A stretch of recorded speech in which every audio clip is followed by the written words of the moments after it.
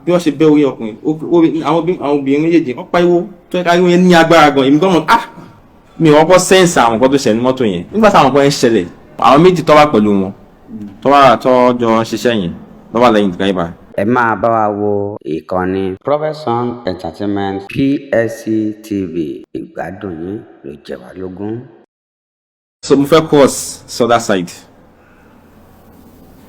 kó pé yẹn kọ́ wà all those minibus it was painted in yellow àwọn kó pé àwọn bẹ́ẹ̀ ọkùnrin Lagos colour ó dẹ̀ kò park ó tẹ slow afáàṣọ ń lọ ni kò park ó tẹ slow bí n pé ó slow down afáàṣọ ń lọ ni and you know all those normal bus ọmọ máa chanti ibi tó ń lọ ní pé mú ṣe wọlé kíní kan wọlé olóṣèlú bọ́sì yẹn kò sọ ibi tí ó ń lọ pàtó ó kàn afáàṣọ ń lọ ni mo sọ́sọ́ kan wá mi pé àṣọ ń lọ báwo wọ́n ṣe mo ṣe lẹ́ ń lọ ni ẹgbẹ́ mo ṣe ń wọlé gẹ́sì ọ̀rọ̀ yẹn mo ṣe ń wọlé so nígbà tí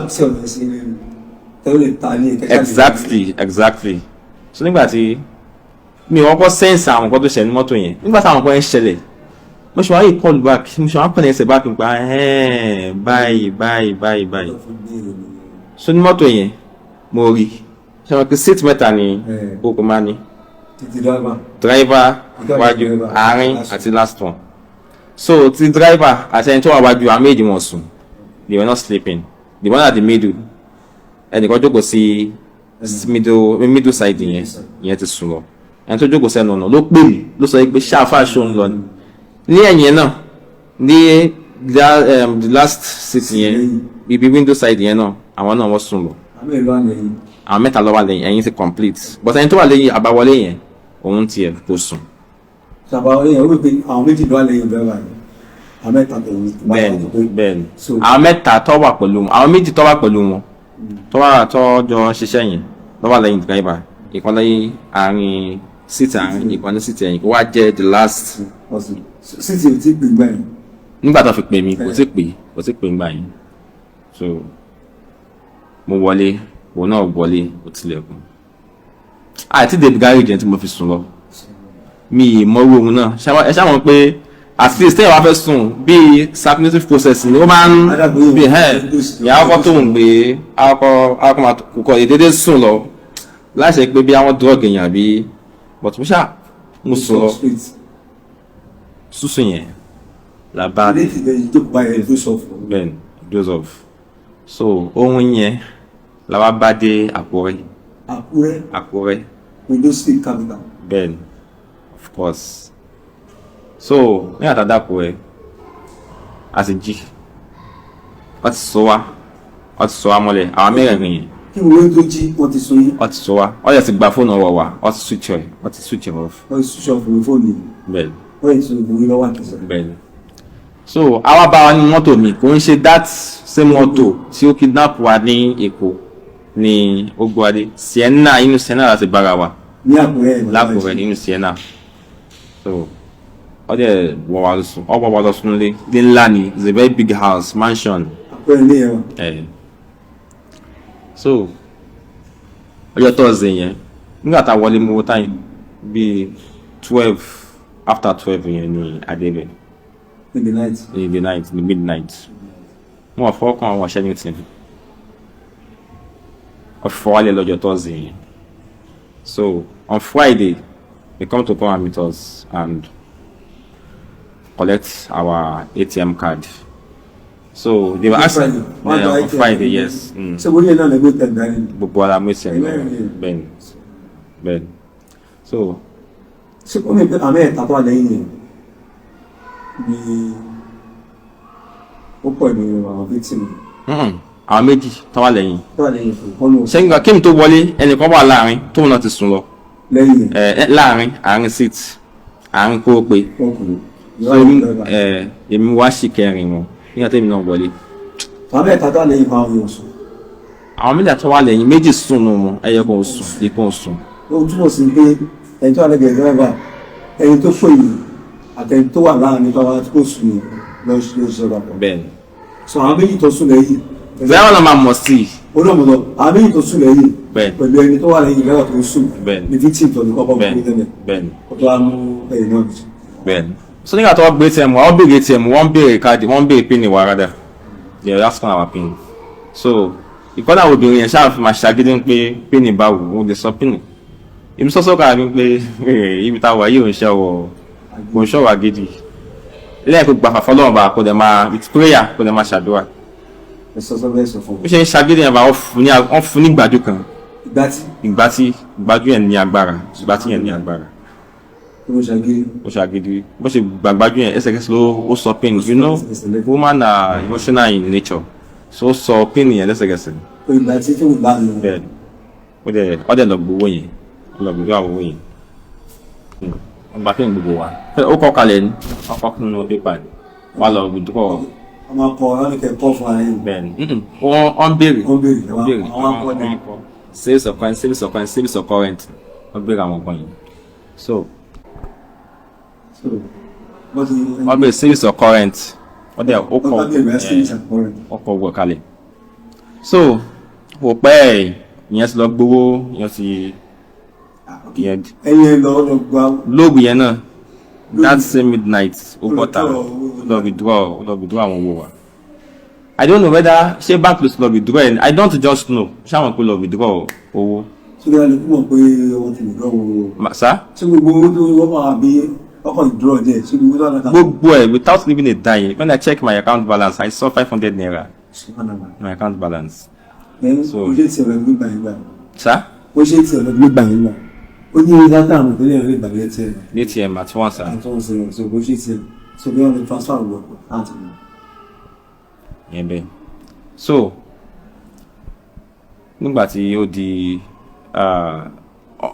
ọjọ́ Friday yẹn so ìrọ̀lẹ́ ọjọ́ yẹn ìrọ̀lẹ́ Friday bẹ́ẹ̀ni bàbá yẹn wá bàbá yẹn he dress like all those herbalist man bẹ́ẹ̀ wọ́n ti dá wa kúnlẹ̀ ṣe wọn pé orísun la wa ó yẹ ti báṣọ wa wọ́n ti gbọ́ aṣọ àti ṣòkòtò kò sọ wọn pé wọn pé má don't see my nakedness or whatever and pants or bra or boxer or whatever wọ́n ti gba naked.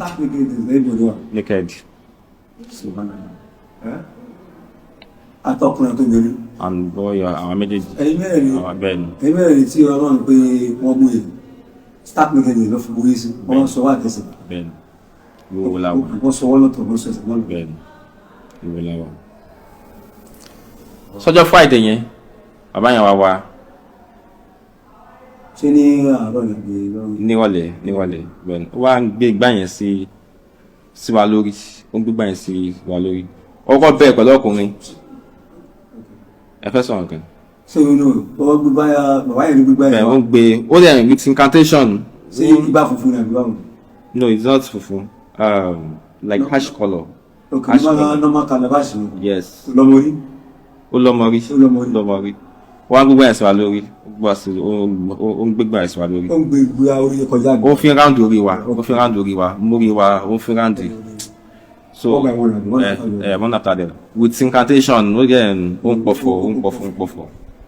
So, kò pẹ́ ọmọkùnrin yẹn, wọ́n mú lọ behind. So, glass wà mẹ́. Okay, but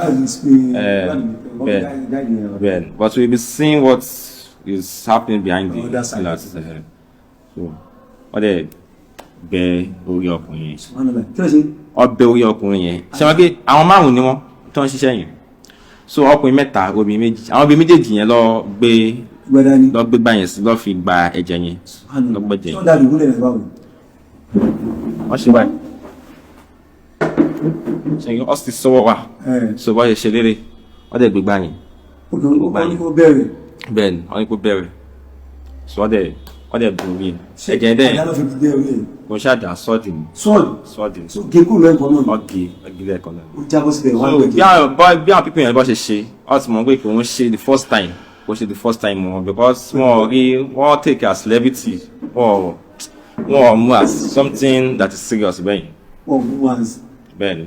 So kò jẹ́ tuntun fún wọn. Ó wà very lọ́tẹ̀yẹ ló ṣe. Bẹ́ẹ̀ni. So ìgbà tó ṣe ni. Wọ́n ṣe wá bẹ́ orí ọkùnrin yẹn obìnrin kan wà lẹ́yìn wa lára àwọn obìnrin kan wà lẹ́yìn wọn lára àwọn mẹ́mbà wọn lára àwọn tí wọ́n tọ́ ṣiṣẹ́ yẹn wà lẹ́yìn ṣe é dé mọ́ pé normal bí wọ́n ṣe bẹ́ orí ọkùnrin àwọn obìnrin méjèèjì wọ́n pariwo tó ẹ̀ka ariwo yẹn ní agbára gan èmi gbọ́mọ̀ àgbo ṣe mọ̀ pé obìnrin yẹn wọ́n pariwo so ó kọ̀ mú àdá gbẹ̀dẹ̀gbẹ̀dẹ̀ tó kọ̀ fi nà boom ní kíkí ní ariwo ṣe obìnrin tó wà lẹ́yìn yẹn obìnrin tó ń ṣọ́ yẹn bẹ́ẹ̀ni wọ́n fi na obìnrin tó pariwo yẹn. bẹ́ẹ̀ni ṣáà ìyẹn kọ́kọ́ bí a kú lọ. ìyẹn dá púpọ̀ lóṣù náà yìí fọ́ọ̀sì gidi gan ni ẹ fi na. fọ́ọ̀sì gidi ni. bẹ́ẹ̀ni ó ṣàpadà jì ṣàṣàdúrà. you said. èyí pé táwọn tó fi nà yẹn pass out. bẹ́ẹ̀ni so ṣàṣàdúrà ń ṣàdúrà nígbà tó padà jí ni o àwọn mi ṣàṣàdúrà nígbà tí gbogbo kọ́ọ̀sì nígbà tí jíyìn mo ti ń ṣàtúkà tèmi lọ. I'm doing my adhkar bẹ́ẹ̀ I'm chanting my adhkar mo ti ń ṣe everything tí Islam kọ́ wa tá bá ti wà ní situation bẹ́ẹ̀ yẹn ṣáà ṣe yẹn with absolute sincerity bẹ́ẹ̀ kí mo mọ̀ pé pẹ̀lú gbọ́ ọlọ́run bá náà ni ó tó pẹ́ lásìkò tí a wà yìí ọlọ́run bá tó la anábìwá Ibrahim nínú náà tó dẹ̀ la anábìwá Yunus nínú ìpọ̀ ẹja pẹ̀lú gbọ́ ọlọ́run ọmọ àlá èmi náà. So nígbà tí mo ti ṣe gbàdúrà tí mo mọ̀ tọ́ pátápátá bẹ́ẹ̀ ṣe astaghfirullah mo ṣe yẹn náà gbárí nígbà tí wọ́n á yá ó wá sínú máìlì mi ṣe bí hafiz ni mi hafiz means ẹni tó ti ha Quran the memorize of the Quran so mo wá bẹ̀rẹ̀ láti sọ́tù Fatiha sọ́tù Baqarah Ali Imran mo kà títí tí mo fi dé sọ́tù Tawbah. That's chapter 23 Tawbah. Juz'u ẹlẹ́kẹwàá nínú Quran. Fatiha ní chapter alákọ̀ọ́kọ́ Baqarah ní kejì. ẹlẹ́kejì Ali Imran ní ẹlẹ́kẹtàlá. Nisa ní ẹlẹ́kẹrin. Maida ní ẹlẹ́karùn-ún. A'raf ní ẹlẹ́kẹfà. An'am ní ẹlẹ́kejì. Anfal ẹlẹ́kẹjọ. So Tawbah ní ẹlẹ́kẹjọ. Láti chapter 1 ìkàdé chapter 9. Bẹ́ẹ̀ni Quran. Baqarah tẹ̀lé máa ń gba over now. Bẹ́ẹ̀ni. So ṣe tí mo jà bá wà lẹ́ if you do your revision properly it won't take you a minute to finish a juzu in the Quran and a juzu contain of 20 pages so if tó bá move tó bá sí mistakes taking it so mo wá kà tí mo fi dé page innama nasiju ìsàlẹ̀ page yẹn ọ̀sọ̀ illa tansuruhu faqad nasarahu Allah nínú Tawbah àyà yìí mo ṣáà kà kí ló ti mọ àyà yìí ní pé nígbà tí ayé anábíwá Ibrahim ayé anábíwá Muhammad sallallahu alaihi wasallam nígbà tí àwọn kèfèrí Mẹ́kà tó fi lè kúrò ní Mẹ́kà wọn àsàbùbá kì í tó fi sá sínú kòtò tí Abubakar fi máa ṣòdodo bẹ́ẹ̀ Jabalu Uhud Jabalu Gharu Hira so tó fi máa ṣòdodo tó fi máa bẹ̀rù so tí anábí fi sọ fún pé la tahzan má bànújẹ́ inna Allaha ma'ana dáadájú Ọlọ́run bá wà pẹ̀lú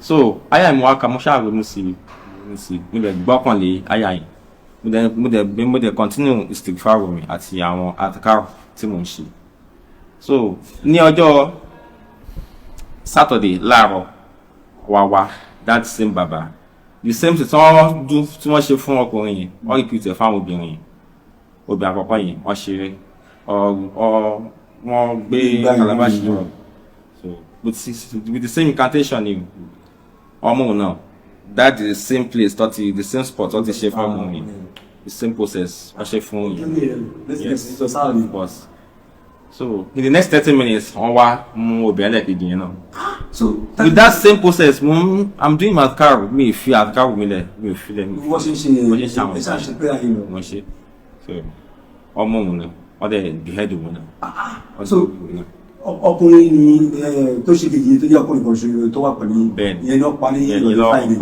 ìrọ̀lẹ́ Friday but why dey ṣe ìjọ sọ́ọ̀lẹ̀ ṣe àárọ̀ ni àbí àárọ̀ ni last Saturday so ní 30 minutes wọ́n pọ̀ bẹ̀rẹ̀ yìí so gbogbo process yẹn mo ṣe àdúrà òun àdúrà tó ní agbára ni o I'm so prayerful that day so on that same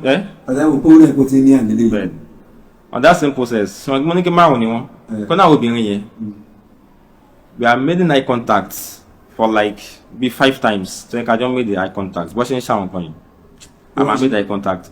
So Ben. So like she's feeling remorse. Won't show pity for me. I don't know whether it's the prayer that I'm doing that Allah want to use as Ben. Exactly, Ben. Ben. So, nígbà tó wá do ìtẹ̀mí náà. Same process tó ṣe. Ben, wọ́n ṣe. Lórí ìpínlẹ̀ tá wà, lórí ìbùbù tá wà, wọ́n ṣe. Wọ́n wojú ra wọn. All butter. They went out. Gbogbo wọn. Wọ́n sọ kankan. Mi ò gbọ́ like whispering bí murmuring. Ìyẹn máa mọ̀ kán sọ ọ̀dọ̀ tí mi mọ̀ kán tí wọ́n ń sọ but I know exactly but mo mọ̀ pé wọ́n sọ kankan. But exactly what they are discussing. So wọ́n tún wá wọ́n tún tún nǹkan yẹn ṣe wọ́n tún lọ wọ́n tún wá wọ́n tún tún ṣe. Wọ́n para bẹ́ẹ̀ bíi márùn-ún sẹ́mẹ̀fà. Tí bá ṣe mi sọ pé ẹ̀kọ́ ló ṣe fún wa tó tó lè lọ pa exactly. Wọ́n á rotate it like 5 to 6 times. Bẹ́ẹ̀. Wọ́n get signal tí wọ́n get. Wọ́n ṣá suspend yẹ lọ́jọ́ Sunday.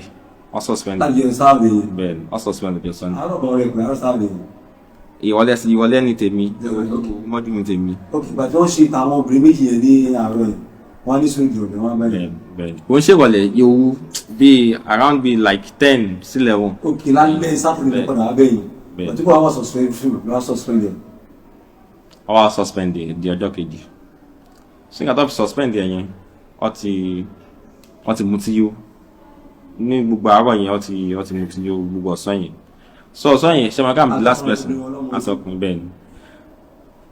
Wọ́n wá fún mi ní bread and cheese láti fi wọ́n fún mi kí n jẹ. At first mi bá kọ́kọ́ jẹ kíní yẹn but ìgbà tí wọ́n ní pé nǹkan nínú nǹkan táwọn náà jẹ ni ló ti yẹ bẹ́ẹ̀ ni fún wa fi jẹ wọ́n á jẹ. So láti jọ Thursday tó ti gbé ilẹ̀ ìwò fún anything. Oh, for anything. Even water, they don't give us. No water, no food. No water, no food. 3 days. They want us to wash up for them. So, man, one for no meal, for no jet. At all. Wow. So, alẹ́ ọjọ́ yẹn tó ti mú tí jó, wọ́n ti jó kẹ́ríkẹ́rí. After the operation, the year was successful. Around 10 million. Ben. I dem play music, play one. That will be 12 ọjọ́ yẹn 12 2 course yẹn kò sọ ohun mo ń ṣe I'm continue chanting my adhkar pẹ̀lú àdúrà tó yẹ kí mi dákẹ́ àdúrà before that process nígbà tí wọ́n fi ń ṣe kíní ẹ̀ tó fi ń gbé kíní ẹ̀ sí mi lórí because mi ò mọ nǹkan tó ṣẹlẹ̀ sí mo ń ṣe adhkar ẹ̀ débi pé mo ti ń sọ sókè lẹ́gbàá náà gbọ́ bẹ́ẹ̀ ọkọ̀ ní kí ni mo sọ ọkọ̀ fún nígbàjú ni ṣe wọn kí wọ́n sọ wá so wọ́n ṣe fún ìgbàjú mo ṣubú ọgbẹ́ òdìdí padà. Àwọn náà tó gbé ní padà. Bẹ́ẹ̀ni, ọgbẹ́ òdìdí padà.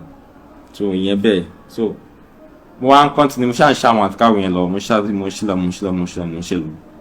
Obìnrin yẹn wá. Obìnrin the smallest one yẹn tó kéré jù láàrin wọn. Obìnrin tẹ́lẹ̀ ó yàn mí. Bẹ́ẹ̀ni. Bí èjì ló lọ. Èjì bí mo ṣe rí yẹn. Range bíi 25 sí 28 yẹn ṣá. Ayé gan láti àti bẹ́ẹ̀ mọ̀. Bẹ́ẹ̀ni. Sọ́mi kò yọ̀ mí lò. Ó yàn mí lò. Ó ní ojú ẹ̀yìn àtẹ̀jọ́ most company. Bẹ́ẹ̀ni. The other woman kọ́. The other woman àgbàlagbà ni màmá lòun. Ó lè ṣe irú bẹ́ẹ̀. Wá. Nígbà tó wá, ó wojú mi. Mo tún wojú ẹ̀. Lóru yẹn. Ó lọ mọ ọbẹ̀. Lọ mú ọbẹ̀. Ó fi rẹ okùn ọwọ́ àti ti ẹsẹ̀ yìí.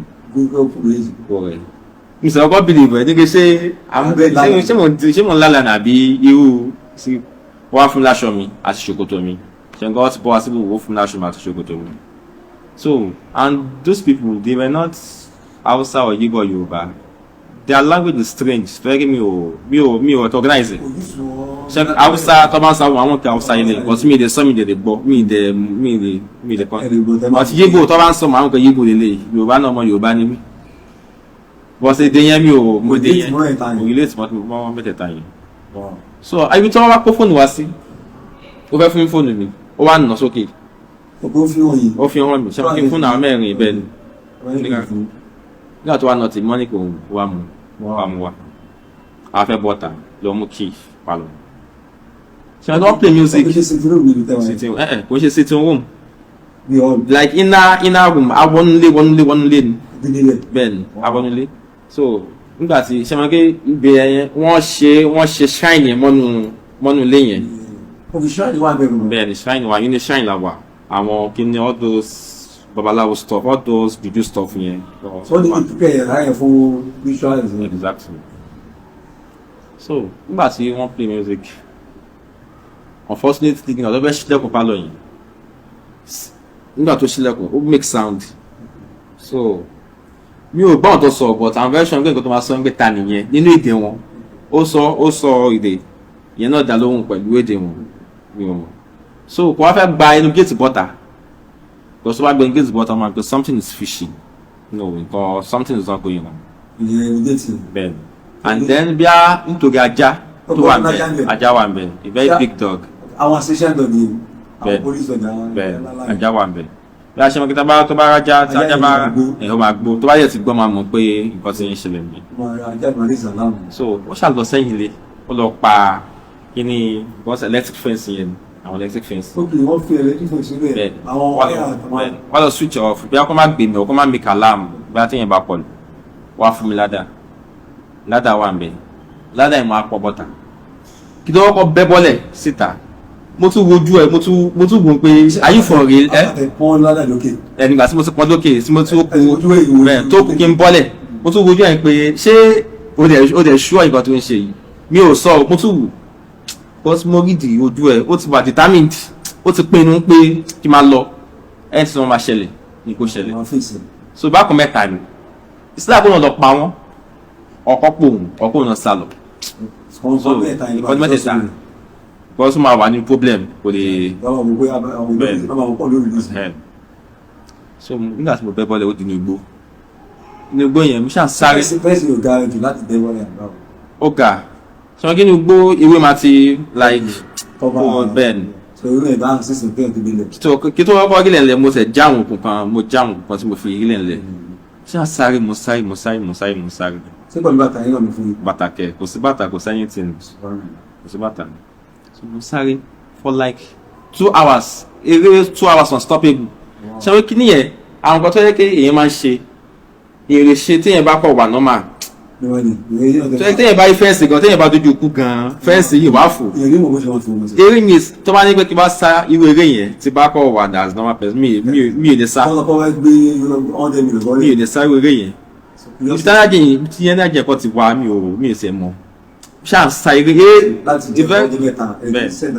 mo sáré gan ni o tó yẹ kí n gbọ́ mọ̀ pé ìgbọ́mọ̀ kí mo gbìyànjú nígbà tí mo stop nígbà tí mo wáyé sá 2 hours yẹn nígbà tí mo wáyé mo ti sáré yẹn dáadáa mo ti kúrò ní fíṣẹ́ǹtì bẹ̀yìn ó ti bẹ̀yìn mo ti jìnnà síbẹ̀ dáadáa mo wá tọ fóònù mi ṣe fóònù máa load time tí mo fi ń load yẹn mo ṣe sujude of prostration sáyidá tó ṣubọ mo ṣe mo fi dúpẹ́ fọlọ́mọba nígbà tí ìwọ́lọ́mọba máa ṣe òun so nígbà tí ó dún nígbà tí ó ṣe nígbà tí fóònù yẹn nígbà tí ó tàn wọ́n sẹ̀ sí kọ́kọ́ ṣiṣẹ́ lórí fóònù mi ìṣe mọ́ ó kọ̀ strange kí fóònù máa pe fóònù mi gẹ́sì wọn kọ̀ bẹ́ẹ̀ kí fóònù mi máa ring kò ṣe kí wọ́n pè o nígbà tí mo tọ fóònù yẹn ó ring báwo kò yé mi ó kọ̀ strange sí mi ó tún ní kí phone locked by admin mo rí ní skin fóònù yẹn ní phone locked by admin kí ló ṣẹlẹ̀ kò yé mi ò rí kíní lórí fóònù mi rí wọ́n yẹ ti tamper Google account mi also because nínú Google account mi mo máa save àwọn contact mi sí so àbúrò mi mọ password mi ó ti láti fi pa àwọn nọ́mbà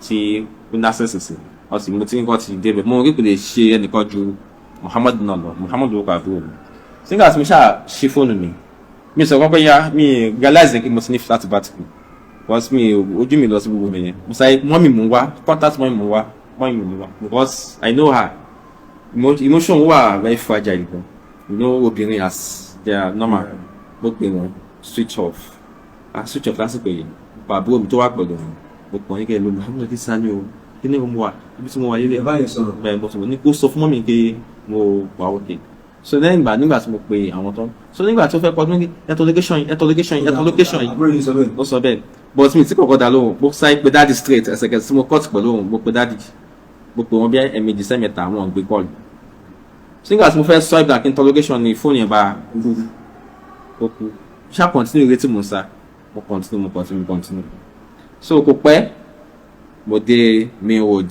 ìyẹn títí express along the road lane pẹ̀lú bẹ́ẹ̀ mo ń lọ but èyí tí mo sa kò tó títí tẹ́lẹ̀ mọ̀ ṣáà ń lọ I'm keep moving but then stop àwọn mọ́tò tó ń pass by mo stop wọn ò dúró fẹ́ gbogbo ṣáà wọ́n ń lọ you know situation Nigeria kò sẹ́ni tó bá fẹ́ dúró ìdúró yìí bẹ́ẹ̀ ni gbogbo ni and that time is like 3 in tó dé basketball time ṣáà ń dá mọ́tò yẹn dúró mi ò kà rárá mọ́ ká bí mọ́tò 15 tí mo dá dúró tí wọ́n ní wọ́n ti bá wọ́n wálé kọ̀ọ̀kan ṣẹ́gun owó wọ́n máa kò ṣe kí wọ́n tẹ̀lé ra wọn bẹ́ẹ̀ so mo wá determine mo wá bọ́ sáyìn títí nígbà tí wọ́n continue báyìí káwọn pípò yìí wọ́n máa sùn lọ so mo wá bọ́ sáyìn títí tí là ń bọ̀ ń gbà yìí àwọn tó yà tó máa ń kó bí àwọn oṣù nǹkan bẹ́ẹ̀ yìí mo wá kúnlẹ̀ sí àárín títí mo wá rí ọ bẹ̀bẹ̀ sí iwájú tẹ́lẹ̀ kó jọ ọ̀sùn mọ́ kò lè gbá mi tó bá sì máa gbá mi náà bọ́sì kò lè gbá mi bọ́sì mo wo nìyẹn ó ti súnmọ́ mi tán kó tó dúró ó ṣe bọ́ọ̀lì haúsá lẹ́ni yẹn ó sọ̀rọ̀ ọkọ̀ blast mi ó sọ̀rọ̀ gidi ìbínú sọ́yìn tó yẹ pé Yorùbá ni ó bá ń sọ máa mọ̀ kẹ́ni yìí ìbínú yẹn ó wà extreme gan ìkejì ẹ̀ ló wá ń ṣe nǹkan sọ ẹ̀ pé kó ṣe sùúrù ní ká sẹ̀gbọ́n nǹkan tí ó fẹ́ sọ náà àwọn haúsá tó yẹ kí wọn kì í gbọ́ òyìnbó ọ̀kan gbọ́ kò sọ gbọ́ òyìnbó bẹ́ẹ̀ yẹn ìkejì yẹn gbọ́ òyìnbó dáadáa so ó yẹ gbọ́ mo wá sọ fún ìyẹn nígbà tí mo yẹ sọ fún ìyẹn máa rí lójú ẹni pé ẹni yẹn ó ń ṣó tí bẹ́ẹ̀ ni nígbà tí mo sọ bí bó ṣe sọ ọkọ̀ bí mo ti sọ délé ó kọ̀ fàwọ́ mi ó fàwọ́ nù tírélà ó start mọ́tò wá à ń lọ so mo charge fóònù mi nínú mọ́tò wọn ní káṣẹ dẹ. bẹ́ẹ̀ni so mi tẹ̀tí kọ́kọ́ sọ sí mi pé kí n tẹ̀ lọ sí àwọn social media yẹn ọkọ̀ bẹ́yìn because mi ò tí I'm not myself mi ò tí get ara mi ní pé how come is it ó ṣe mí nìkan tán ní pé ọlọ́ba save nínú ewu tó báyìí ewu tó tóbi tó báyìí bí mi ṣáà ṣe mọ́ pé kò dẹ̀ ní wà polite kí n bá àgbàlagbà sọ̀rọ̀ kó dẹ̀ máa tẹ fóònù so mi sì tẹ fóònù gbogbo gbà yẹn wọ́n béèrè àgbàlagbà ni wọ́n bẹ̀rẹ̀ so wọ́n béèrè ní pé báwo ṣe ṣẹlẹ̀ wá ní láti jọ ọlọ́pàá lọ sí kíní kan fún Lagos State oyin yẹn ṣàlàyé fún wọn so ó ṣáà nǹkan tá a sọ tá a fi dé Ìbàdàn nígbà wà kọ́nà máa ṣọ́ wa Nàìjíríà bí kíní situation Nàìjíríà ó wá dé Ìbàdàn ibi tí ó wá ní ibi tí òun lọ lélẹ̀ bẹ́ẹ̀ ni Ìbàdàn wọn ló lọ ó wà wá bọ́lẹ̀ àwa ń dá mọ́tò tó ń lọ sẹ́kù àwa dá wọn dúró. ní táìmù rẹ̀ dé Ìbàdàn. bíi tó bá ṣe mistake bíi 5 sí. ilé tí mọ̀ náà. ilé tí mọ̀. ọ̀nà ìyẹn náà mo tó lórí ẹ̀ tó fún yẹn wọ́n fẹ́ fast ni. bí mọ́tò mẹ́tàlá dá dúró tí wọ́n tẹ̀ kọ́kọ́ dúró tí wọ́n lọ adákọ̀ọ́dẹ́lẹ̀ kẹrin ó ní pé 5,000 ló fẹ́ gbà. ṣé káà ni àní wọ́n ṣe káà bọ́ọ̀sì ni láti padà sẹ́kọ̀ọ́ ìyẹn ní kó máa lọ kó máa ní ká máa rí mi kò pẹ́ ní méde ní pé ó ṣáà ní pé bọ́ọ̀sì ní pé èkó ní 25 wọ́n á dẹ̀ fún ní owó mọ́tò. mọ́lá yìí ló sanwó mọ́tò yìí ó sọ fún àwọn onímọ́tò yẹn ó gbé yín dẹ́kun. bọ́sọ̀ gbọ́dọ̀ ọ̀gá yẹn bẹ́gà. so inú mọ́tò yẹn bẹ́gà ni láti bọ́sọ̀ gbọ́ mọ́tò yẹn. ní bẹ́gà ló lọ so ní mọ́tò yẹn oríṣiríṣi call because èmi náà ti post ẹ̀ sí kíní nígbà tí mo wo social media wọ́n ní kí missing isabjẹ́ missing ó ti wà viral lórí social media wọ́n ní mo wá lọ wá nǹkan náà fọ́tò kan tí wà lórí fún mi mo wá fi sí status WhatsApp mi mo wá kọ́ ní kí I go save coming back from òyìnbó kíní kan ní pé details later but mo pọ̀ sí as caption nígbà tí mo fi picture yẹn sí mo wá kọ́ as caption sí bẹ́ẹ̀ WhatsApp mi ti post ẹ̀ sí Facebook mo gbà yẹn WhatsApp nìkan mo post ẹ̀ sí so bí àwọn ẹ̀ṣẹ́ rí bó ṣe fi status mi wọ́n ti ń pè call yẹn ti pọ̀ jù to be sincere so àwọn ẹ̀ṣẹ́ àwọn gómìnà mọ́tò àwọn tí àjọ jẹ́ passenger rí kí ló ṣẹlẹ̀ tó fi ń pè alhamdulillah àwọn ẹ̀ṣẹ́ à ń kí wọ́n àwọn èèyàn tí wọ́n ti gbọ́ so nígbà tí a fi wà ní tí mo fi pe àbúrò mi kó sọ fún mọ́mì yẹn òun náà ti pe àwọn èèyàn káàkiri ó ti sọ fún dádì tó wà ní Lagos State ní báyìí so wọn láì ti wà ní Maryland wọ́n fẹ́ máa bọ̀ wá sí Àkúrẹ́ àtọ́ ti gbọ́n gbá Àkúrẹ́ ni mo wà wọ́n fẹ́ máa bọ̀ wọ́n ṣẹ̀ sí mọ̀ location wọ́n fẹ́ máa bọ̀ ti wà ní Maryland ní that 3 o'clock yẹn ní time yẹn wọ́n sọ aláàpọ̀ so àtàkùn yẹn láti 3 o'clock yẹn wọ́n ti wà ń bẹ̀ ṣáà ni pé kí n ṣáà máa update àwọn ibi tí bá dé ṣùgbọ́n tí mo wá dé bẹ́gà ọwọ́ àgbà mi dé bẹ́gà ọwọ́ sáwọn ọlọ́wọ́ pìkì láti bẹ́gà wá dé bẹ́ẹ̀ náà ó dé sí stress kò mọ́ bẹ́ẹ̀ bí jáde láti gbogbo ìwà yìí. ẹ bọ́ sí títì mọ́tò ọlọ́run ní kí àwọn tírélà yẹn kọ́ gbé ṣé àwọn tírélà yẹn lọ fún ilé jẹ ni. wọ́n fún mi ní fanta àti búrẹ́dì tí wọ́n jẹ kù ibi dashboard yẹn ló wà wọ́n mi kì í jẹ́. ẹ tún fi revive gbogbo wàhálà yẹn ṣe gbogbo yìí so wọ́n lè fi gbé yín níbàdàn wọ́n ti fi sun mọ́tò wọ́n sọ mọ́tò wọ́n gbọ́ ní ìbága ọ̀dáni ìjọba pípín ìbága. Allahu Akbar. kò sẹ́yìn tì àwọn èèyàn nígbà tí because ṣe mọ̀ pé ibi bus stop bẹ́gà yẹn. mo lè ní bága yẹn. ilẹ̀ ti mọ bíi 7 tí wàá ṣe mistake 7 sí 8 yẹn ṣá. ẹ máa bá wa wo ìkànnì Profession Entertainment PSC TV ìgbádùn yín ló jẹ wá lógún.